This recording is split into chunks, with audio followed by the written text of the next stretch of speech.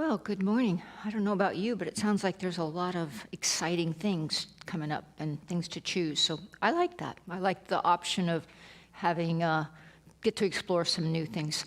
So you'll just take a moment. I'm going to begin, as I usually do, with a short prayer, just to kind of center ourselves and align ourselves with this very moment. So getting comfortable in your seat, if you will just softly allow your eyes to close. And take a deep breath in and let it out at your own pace, that which feels comfortable for you. And knowing that right here, right now, in this beautiful, and yes, I will say magical place, there is decades and decades of love and joy and fellowship and love that fills this sanctuary.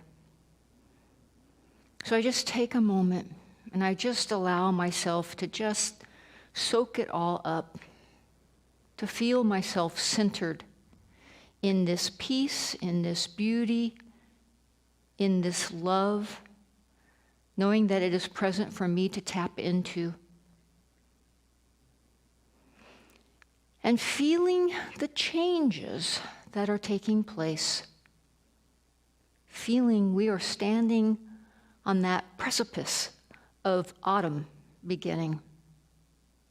One foot in summer and one foot in fall. Ready for this newness.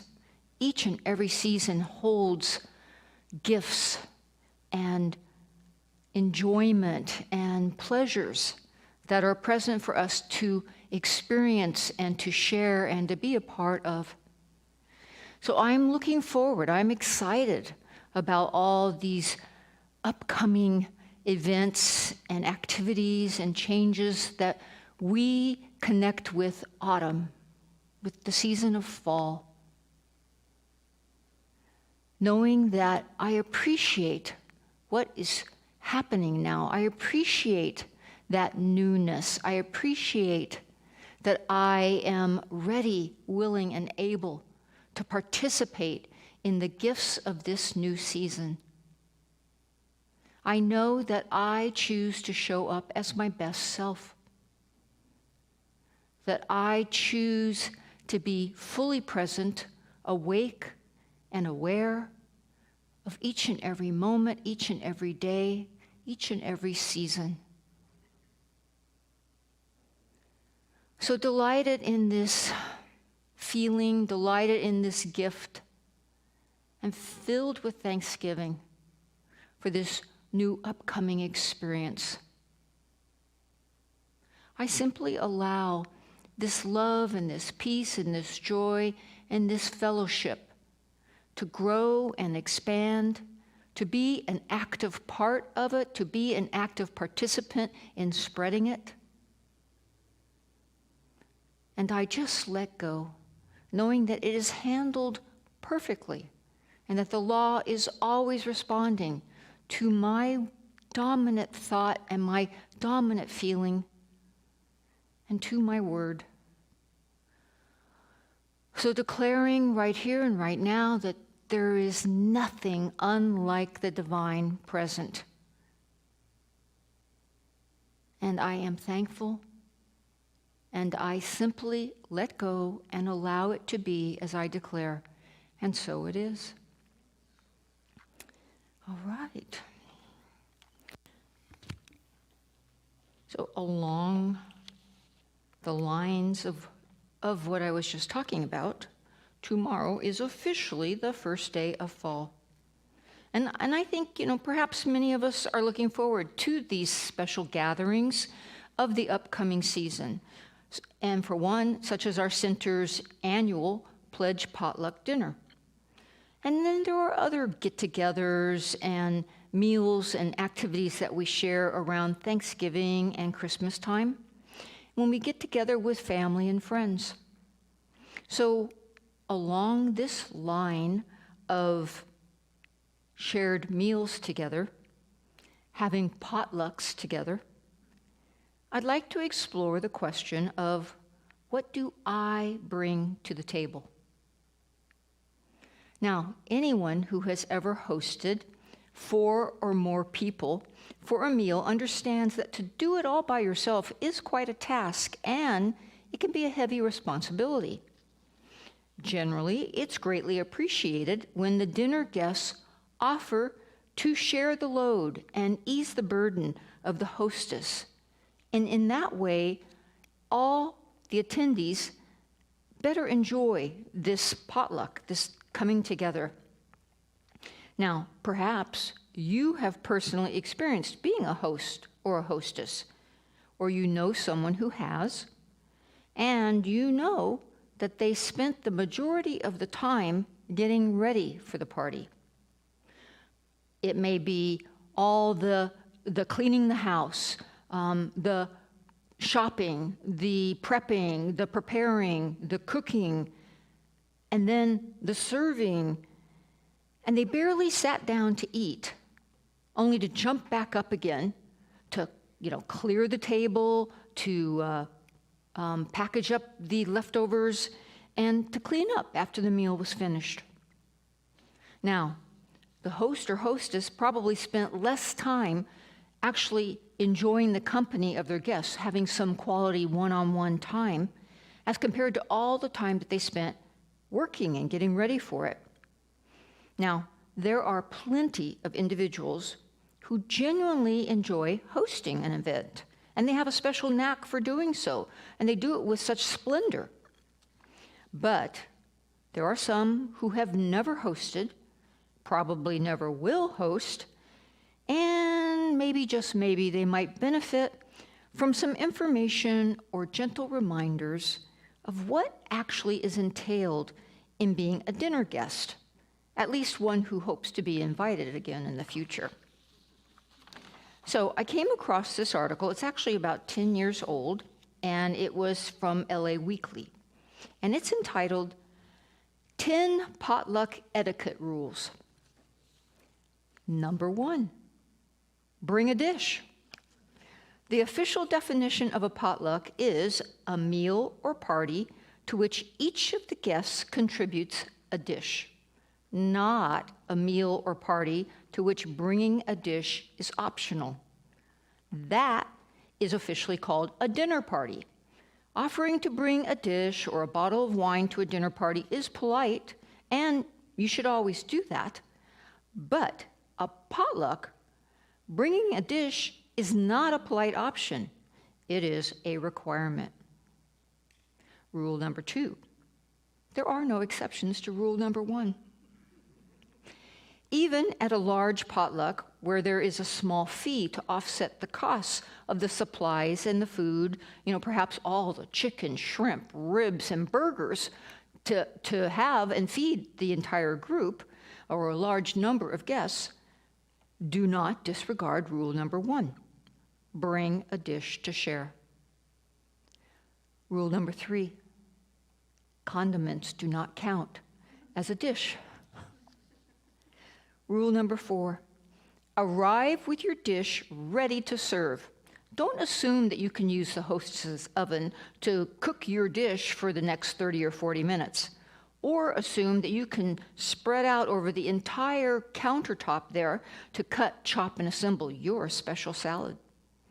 If you promise to bring a vegetable dish, handing the hostess an unopened can of corn does not fulfill the terms of your promise.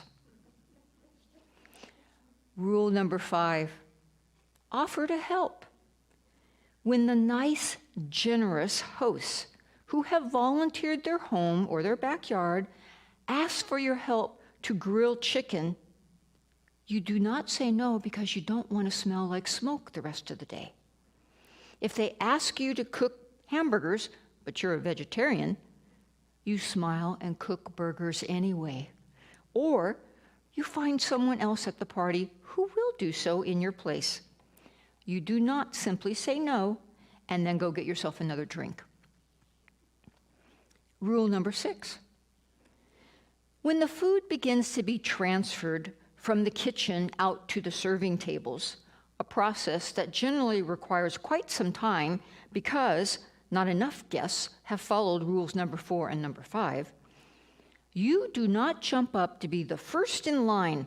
A potluck is not an elementary school cafeteria where "I called it first" tactics preside. Nor do you simply stand in the line, which is now snaking around the corner because others joined in the line when they saw you make your move. So you do not just simply stand there drinking your beer, wine, or other drink of choice while half a dozen other volunteers frantically finish cooking and delivering food to the serving table. You offer to help. Rule number 7. You do not treat people who actually did offer to help as if they're hired help. "Oh, miss, this chicken leg isn't quite cooked all the way." Rule number 8. Nor do you loudly proclaim that a dish that someone else brought to the potluck is not quite up to par. That person who made that pretty darn awful tuna casserole could be sitting right next to you, and they actually brought a dish. Did you? Rule number 9, your host should not need to make an announcement just before the dinner bell rings and the feeding frenzy is about to begin, for you to be thoughtful in the quantities of food that you take so that those in the back of the line actually get something to eat. Later, after piling your plate double wide, you should not complain that all the burgers are gone as you polish off your first plate and head back for seconds. And rule number 10. Lastly, if you cannot abide by the potluck etiquette rules, for the love of potato salad, do us a favor and stay home. A little harsh, yes, but most of us probably recognize some truth in those rules. So, what if we were to apply these rules to life? What if each day was like attending a potluck?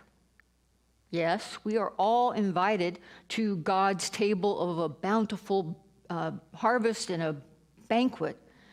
But rather than us viewing Spirit as our dinner host, providing, prepping, cooking, serving, and doing all the cleanup afterward, what if instead we view this day and each and every day as being invited to a potluck?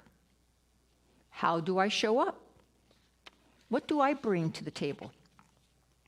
What do I contribute so that today's potluck is a success and enjoyed by all in attendance? Several years ago, my husband Mark and we took a weekend getaway and we drove up to Paso Robles.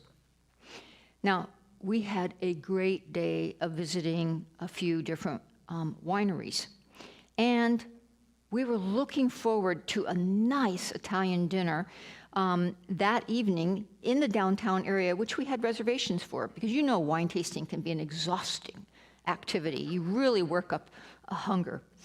Well, I was quite hungry, so much so that, you're looking at the menu and everything sounds good. Well, in hopes of not inhaling my main dish once it was served, I ordered a bowl of minestrone soup before the main meal. Now, they give you the olive oil and the fresh baked bread, and it was delicious. My bowl of minestrone soup was the best soup I've ever had. And my pasta, with the broccoli and the sun-dried tomatoes and the pork sausage, it was exquisite. Mark also commented that how good his meal was and how good the food was there. What a wonderful experience we had. Well, where we were seated in the restaurant was actually at a table closer to the front of the restaurant. And we weren't seated deep into, it was a small restaurant, but so deeper into the restaurant, you were seated near the kitchen, which was this big open area where everybody there can view and watch these masterful chefs, as they're creating all of these wonderful dishes.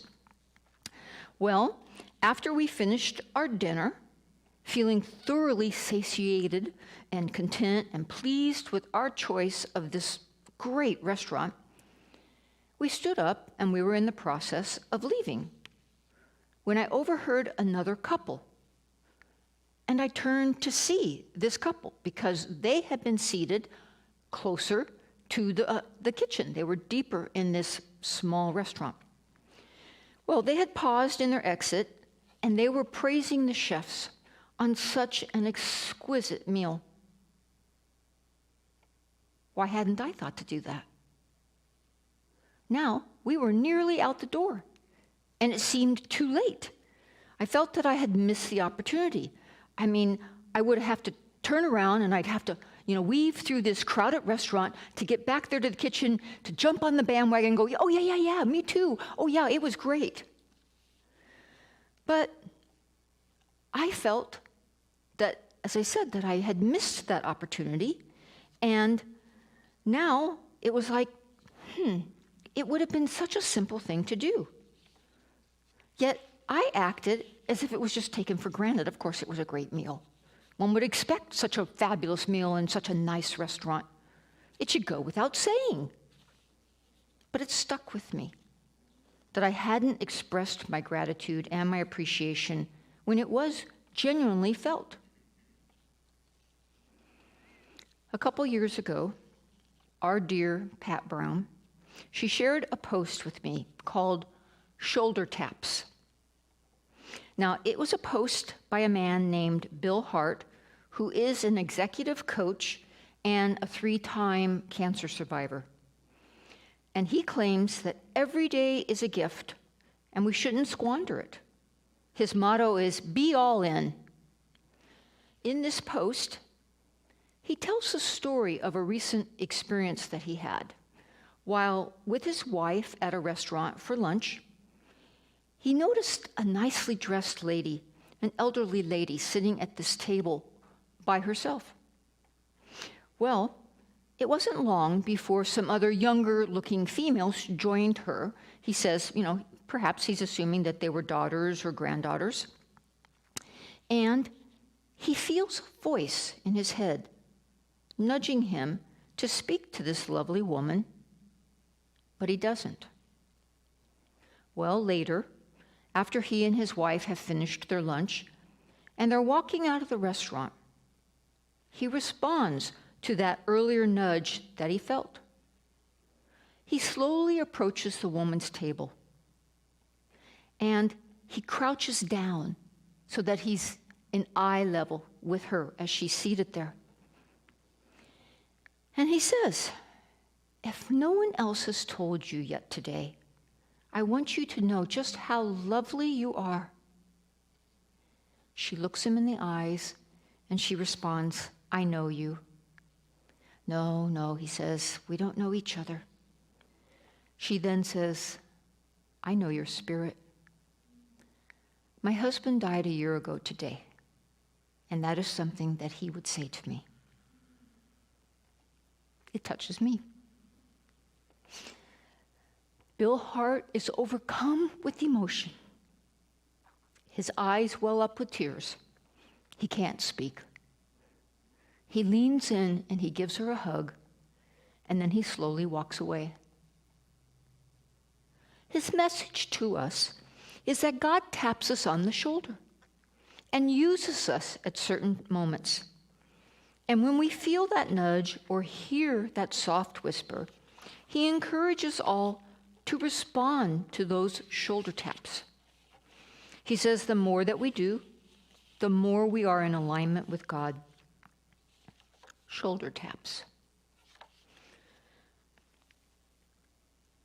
Over this past Labor Day weekend, Mark and I joined 6 of his out-of-state relatives for a short vacation up in Napa Valley. Kind of seeing a theme here where we travel to. Well, several of these family members were flying out of Dallas, Texas, and their flights were delayed more than once due to the thunderstorms that were happening in that area. So Mark and I had several free hours waiting for them to arrive at the Sacramento airport, because then we were all, 8 of us, going to get a rental van, and we were going to do the hour drive to get to Napa, to the hotel. Well, with plenty of extra time on our hands, we decided to get some dinner, and we thought it'd be nice, instead of just grabbing some fast food, that we looked for a nicer restaurant. And so we walked up. We see this one, and we walk up to the hostess, and we approach her, and she nicely, but matter-of-factly, informs us that it will take about 30 or 40 minutes for our food to be delivered after we place our order. She asked, does that work for us with our flight schedule? She doesn't know if we're coming or going or whatever. And not being in any hurry whatsoever, we let her know that we're fine with that. She then seated us at a table in this half-empty restaurant. Our server, just like the hostess, also had a pleasant demeanor, and she was very attentive to us. We were not waiting long at all before she took our order and she brought us our drinks. So, we have this time. We took time to look at our phones. We've just been in airplane mode, whatever, so we're checking texts and emails and responding to these group texts that have gone on about them being delayed, and we actually had conversation as a married couple. Isn't that a novel idea? So, pretty much as promised, we were served our food about 35 minutes after we had ordered. Now, one of the ways that I judge the quality of a cook or a chef is by just how closely did they prepare the meat to the way I actually ordered it. For instance, my medium hamburger was cooked perfectly, just a little bit of pink in the middle, and Mark's medium rare steak was served medium rare. My salad was colorful, and it was delicious. Where we were seated in that restaurant, we were pretty close to where the hostess was, and we were close enough to observe her time and again, nicely but firmly, inform people who wanted to eat there that there would be a 30 to 40 minute wait or a delay in them getting their food. And most times, the disappointed looking people declined to be seated, and they walked away in search of some substitute place to eat. Now, I could see that the servers, they weren't dilly-dallying around as they waited on the tables. They weren't complaining, nor did they seem in a foul mood. They went about what they had to do, and they seemed pleasant. But there definitely was a pressure or tension in the air. You could tell they were short-staffed, and they were unable to fill the entire restaurant. They were doing what they could, the best that they could, with what they had. So they just didn't have the necessary number of staff to serve a completely full restaurant with the quality that they would want to. I mean, the menu had been abridged or whatever. It wasn't the full menu, but there was enough to select. Well, pleased with the quality of our meal and impressed with the demeanor of the staff members in what appeared to be a less than desirable set of circumstances, and remembering my former regret when I did not praise the chefs at the Paso Robles restaurant, I felt the nudge, or the shoulder tap, to compliment the restaurant manager. I called over to the hostess nearby, and I inquired if it was possible to speak to the manager. When I saw her puzzled look, I assured her that I didn't have a complaint, that I actually wanted to compliment him. And she informed me that, well, he was working in the kitchen because they didn't have enough cooks, and they're being short-staffed, but she would let him know. Well, after a while, our server came over to our table, and she explained that the manager was just so busy that he couldn't take the time to come over to our table and speak to us. But she added that we could walk by, again, the open kitchen on our way out, and we could address him. Well, we paid our bill, and we gathered up our things, and as we left, we went by the kitchen area. And I see this, 40-something looking guy, and I approached him because the other two guys were much younger, like, maybe in their 20s, and I asked him if he was the manager. He did not make eye contact with me. He did not pause with what he was doing, and he kept his focus down as he's working on this plate that he's about to serve. And it was as if he was absolutely certain that I was about to offer a complaint. And before I could speak, he said in this authoritative voice, "You get me the 2 cooks that I need." Perhaps he was trying to preemptively argue his case in the hopes that I would understand and take mercy on him. I assured him that we were extremely pleased with the way our meals were served and prepared, with the quality of the food, and that we had been forewarned by the hostess. We had agreed to wait that time. I appreciated that the stated wait time was pretty much accurate. It was an honest assessment of what we were going to wait. It wasn't some bait and switch. Years ago, I know there was a restaurant that I don't go to anymore, and they would routinely say, 15 minutes. And 35, 40 minutes later, you're going, come on. And I'm not going to play this game. At least at that point, when you've invested that much time, you're not going to leave now. But at least be honest with me. Give me an honest assessment. And I appreciate it. As I said, the hostess was nice in her approach. She was matter of fact, and she was honest with what she told us. But he says, when I'm saying this to him, his demeanor softened a bit, and he looked up briefly and made eye contact with me, and he said, "You're bringing tears to my eyes."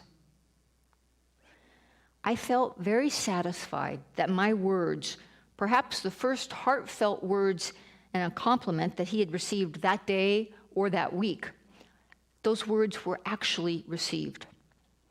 I felt that this man was barely hanging on, at the end of his rope. And my words just maybe might have given him a little bit of hope to carry on, not to give up his efforts in his attempt, doing the best that he could do. Of course, later that evening, I did do a formal, official prayer treatment for him and for the entire staff, that they're striving and thriving and prospering, and that they're enjoying this great new success, and all that their dedicated efforts that they're putting in, that it's paying off for them. And I'm asking any of you, if you're in Terminal B in the Sacramento airport anytime soon, please give me some feedback on how the Esquire Grill is doing these days. Now, many of you are probably aware that we have a monthly spiritual discussion group, and it meets here out in the foyer the first Thursday of every month. And sometimes we use discussion material from a binder that Dr. Frank and Dr. Anita actually created. They created this like in the early 1990s because they used to have discussion groups that were happening, and they followed this manual. In one of the sessions, the Richelieu's wrote, "A divine partnership exists between the visible world of effects and the invisible world of causation. Our unique place in the creative order is that of a distributor of these divine gifts. These gifts come in the form of ideas accompanied by feelings." End quote. So we give form as nudged, as tapped, as moved by that impulsion of spirit. We can respond or not to this impulsion, to this invite. And we know that spirit requires an outlet, a vehicle, a channel to express greater and greater outpicturings of its love. So I'd like to close today with a short story. I've shared this in the past, but I think it applies to this discussion of what do I bring to the table. One day, a man was walking along the beach when he noticed a young boy bending down, picking something up, and throwing it into the ocean. Approaching the young boy, he asked, "What are you doing?" The youth replied, throwing these starfish back into the ocean. The tide is going out, and they are stranded on the sand. If they don't get back into the water soon, they will die. Son, the man says, don't you realize that there are miles and miles of beach and hundreds of starfish? You can't possibly make a difference. After listening politely to the man, the boy bent down, picked up yet another starfish, and tossed it into the ocean. Then, smiling, he looked up at the man and said, I made a difference to that one. How will you show up at today's potluck? What are you bringing to the table? The condiments? An unopened can of corn? Or your favorite dish, prepared and served with love? Thank you.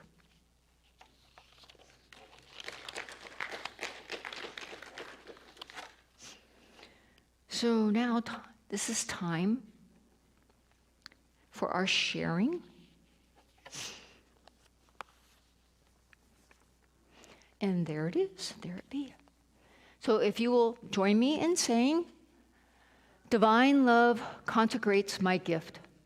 It goes forth to heal, to bless, and to prosper all those who give and all those who receive. I rejoice in the sharing of my good, and I release my gift with love. And so it is. Here we go.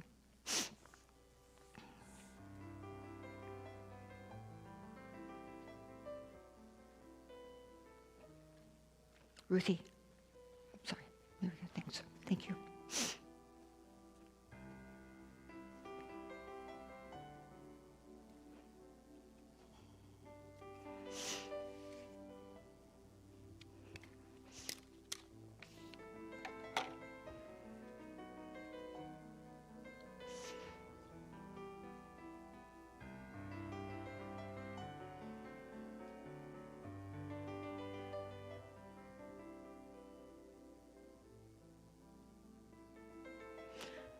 So now we take this time, if anyone has any comments or if anything that I was talking about, if that brought up something for you, something you want to share or a question, something that I might be able to address the best I can. So does anybody have anything that they'd like to say or share? You guys are easy.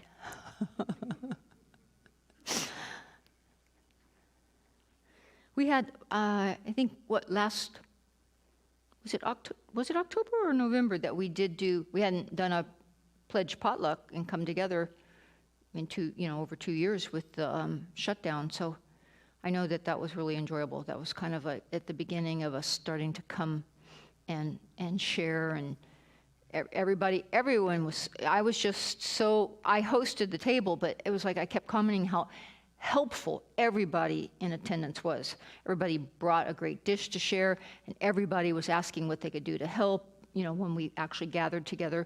So I'm always impressed by people who can throw these big dinner parties, and it's like, oh my gosh, such a gift, such a talent. But I find it's a lot of pressure. It's a lot of pressure. So I prefer potlucks. All right. Well, there we go. See, somebody's got something they want to say. You like potlucks too. Well, I wanted to thank you for sharing of your treasure with us in just sharing up here of your experience and your wisdom and your knowledge. So thank you. And my friend Jen wants to speak too. Good. It's my first time to be in this church, and it's just glorious. And you are an excellent speaker. It did make me hungry, however. Oh, I know. and a little glass of wine always makes it go better. But it was your attention to details, and I truly think that God is in the details.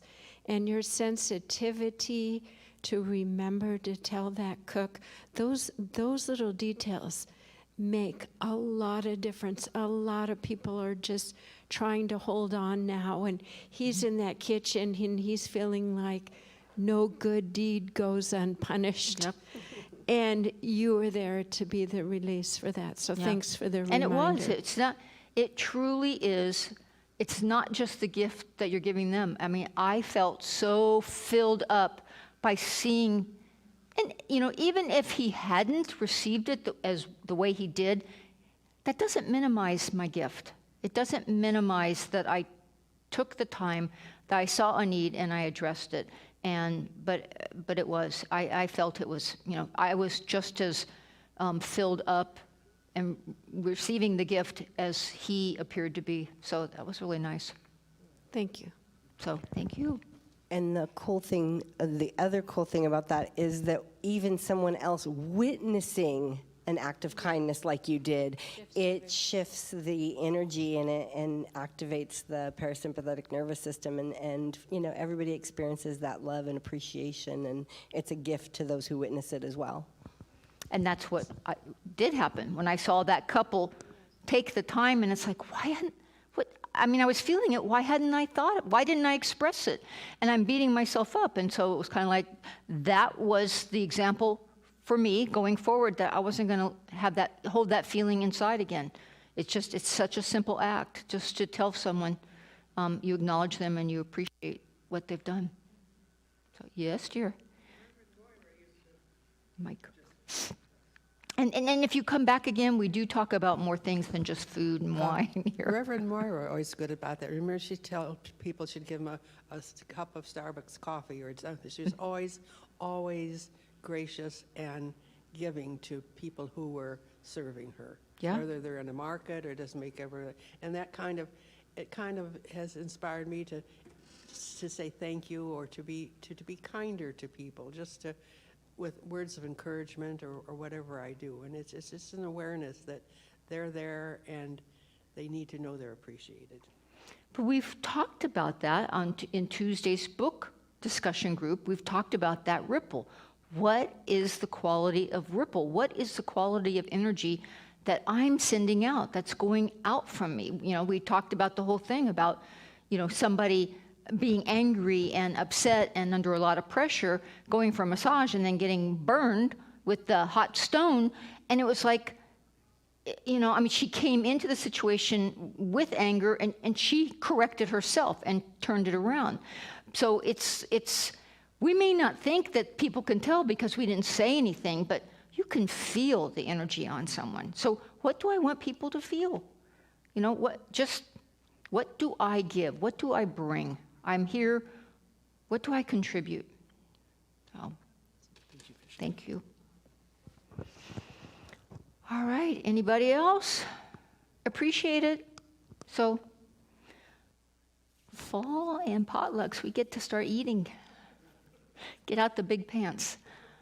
All right. Okay, thank you very, very much.